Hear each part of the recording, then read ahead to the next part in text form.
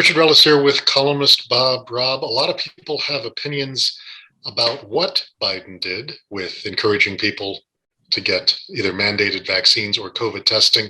Bob, you have a beef with exactly how he went about doing it. I do. I don't believe that there should be a federal mandate for vaccinations or face masks, and I don't think there should be a state ban on local governments and private companies imposing them if they believe that they are important for public health and safety within their own environments.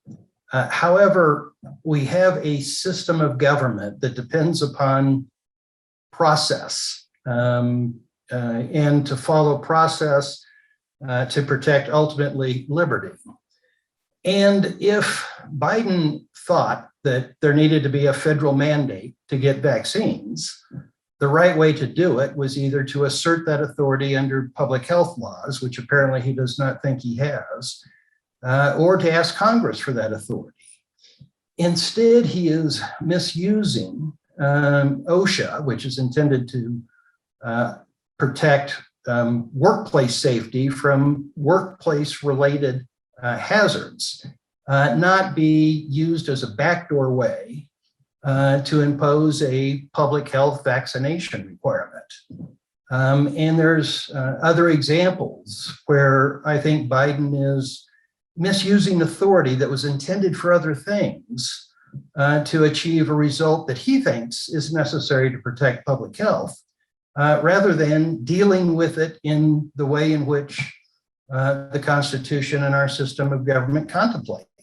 You mentioned an act where he can commandeer industry for a national security issue, which he appears to be trying to do with COVID tests. A lot of people are talking about the constitutionality of this, but do you think this is the weak spot where maybe a court could step in and say this doesn't pass muster?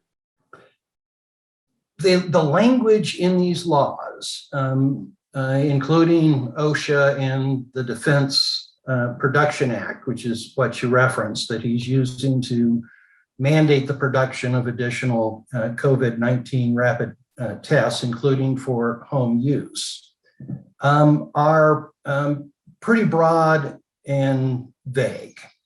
So there's room for a court or a judge to say, well, if you stare real hard at this language, you could squeeze these things into it.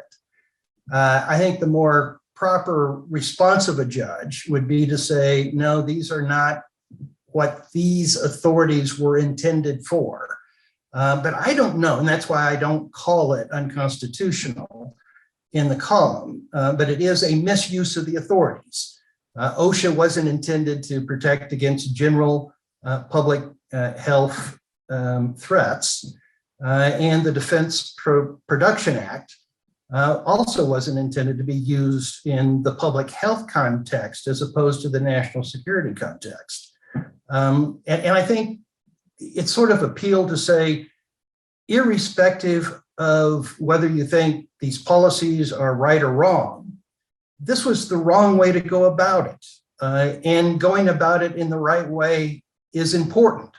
It is the foundation that our founders gave us. It was process requirements. It wasn't outcome requirements. It was saying, here's the way you go about doing things. And we simply need to renew our regard for the importance of process as opposed to simply saying, do I like the outcome or don't I like the outcome? Right, and that's what you point out in the column, and not just results-based, but process-based. And I'm sure we'll be returning to this as it hits the courts, with Attorney General Brnovich filing suit against it. I'm sure this won't be the last time we'll be discussing this. You bet.